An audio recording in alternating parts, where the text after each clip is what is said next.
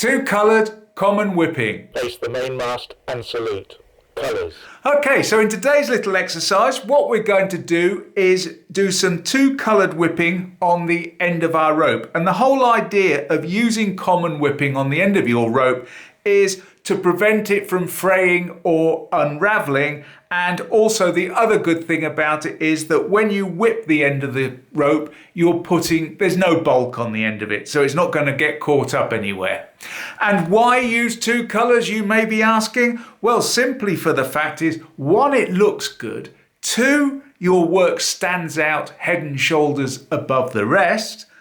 And three, I like it, you should like it. So anyway, let's get on and let's get knotting. So in preparation for our two coloured common whipping, the first thing I've done is I've basically cut the end of my rope off nice and square. It's got a bit of masking tape around it to hold the three strands together and just to stop it unravelling whilst we mess about with it.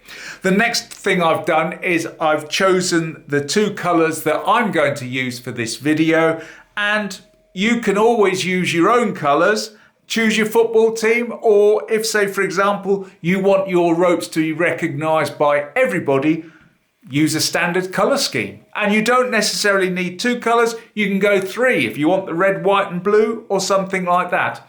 And the other thing that I've got on standby, just off camera, are two very small bits of masking tape, which you don't need to use, but I will probably use them because as I'm messing about trying to show you this, I don't want it all falling to pieces as I do it. Okay, so anyway, let's get on and actually do this two coloured common whipping. Right, so you've got your rope in front of you in preparation for you to put on your coloured common whipping. First thing I'm going to do is get hold of my whipping twine and just pull it so that the two ends are even at that point there. And what I'm going to do now is just a little bit up from my two ends. There's my two ends there, just a little bit up from that. I'm going to put, oh, it's fiddly. I'm going to put a bite in my two colours at that point there. And you can see now there, we've got two loops to the right hand side. So the next thing that I'm going to do is just move it up along my rope a little bit because it wants to be near the top, because eventually you're going to cut it flush again. So we don't want too much wasted. So now that we've got our bite there, the next thing I'm going to do is just run it along in my fingers like so. And what we're looking for is the two short leads will be nearest me. So there's the red one, there's the green one, and the two long ones are going up away from me. And now that I've done that, all I'm going to do now is just put my finger on there and I'm going to get hold. Now you don't need to do this. Once you get used to doing it, you don't need the masking tape. But I'm just going to get a little piece of masking tape and I'm going to hold my little bite in position at that point there. So you can see now here, we've got the bite at the top, two short leads coming down towards me, and the two long ones running away from me. And so now the next bit is really easy.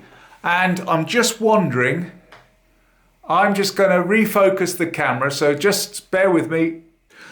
Right, bit of focus now. And as you can see, two short strands are nearest me and my two long ones are running away from me at the top there. Right, so the first thing we're going to do is we want to just take our two long ones and take them round the back and then bring them to the front and then take it all through and pass it over. And what you're doing is you're just bringing it round so that they're running parallel to each other at that point there.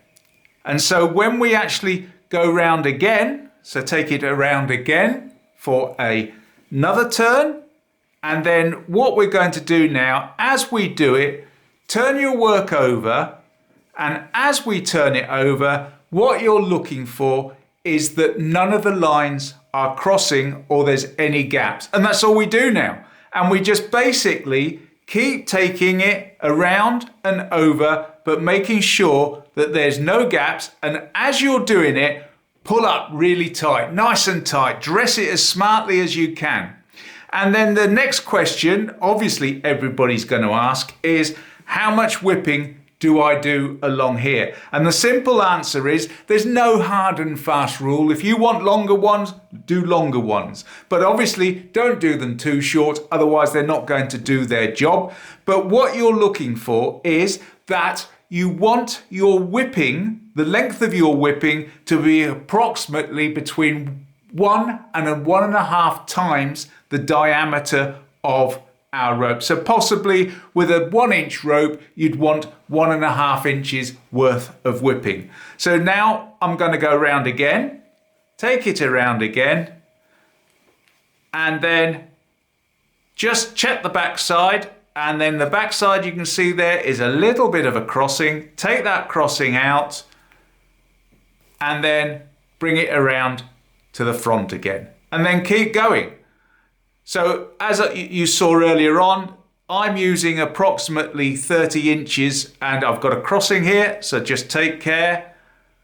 Talking and doing this isn't very good for me, high stress levels, and then just make sure it's nice and tight.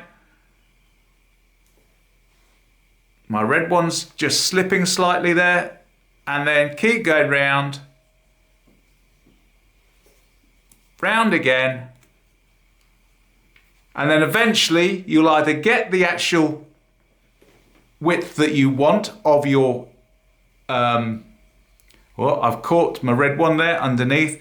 You'll eventually get the size that you want. So I'm going to go around one more time, and then now I've gone round one more time, I'm just going to give a hefty tug on it, pull it up nice and tight, and I'm going to check the back end. And in the back end, I can see a bit of a gap. So just force it down. It can be a bit tricky. And then now you've done that, bring it round to the front again. Just check the back one more time. Yeah, that looks good to me. Bring it to the front. And now the next thing that we're going to do is our two ends here. We're going to pass them through that bite that we made originally. So I'm going to get hold of them now. Just bring that bite up.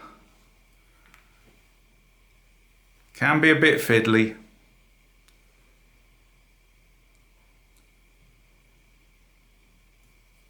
There's one pass through both of them. And then the second one through both of them. There we go. Pull them through. Make sure it's nice and tight. And now that we've done that, what we're going to do now is the bottom two, the short cords that we had at the very beginning, what we're going to do is just basically pull on those, and eventually you'll take those two loops out that we had at the top. There we go, we've got the red one coming through, and now that we've done that, we've locked these top two into place. But what we want to do now is get it another hard pull and pull it through. Okay? And then when you pull it through, just pull it back a little bit. It wants to try and sit in the middle. And there we have it. We've now, as I turn that, you can see now we've got ourselves some rather nice looking two-coloured common whipping. And so the next thing to do is basically, once that's locked into place, that's not coming undone. And the next thing we want to do is just snip our ends. So pull it tight, nice and flush. Take the other end, pull it tight, nice and flush. And if you've got a little bit sticking out underneath, just tuck it in with your little spike or something like that. And there you can see now we've done some very nice looking two-colour common whipping. Now the next thing that we need to do, and I'm not going to do this on camera, But what you want to do now is you want to cut off your excess here.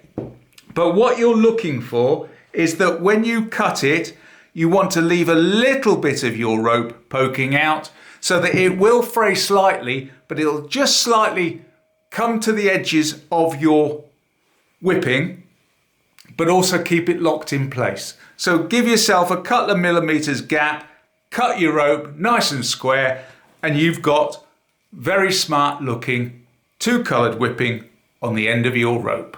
Face the mainmast and salute. Sunset.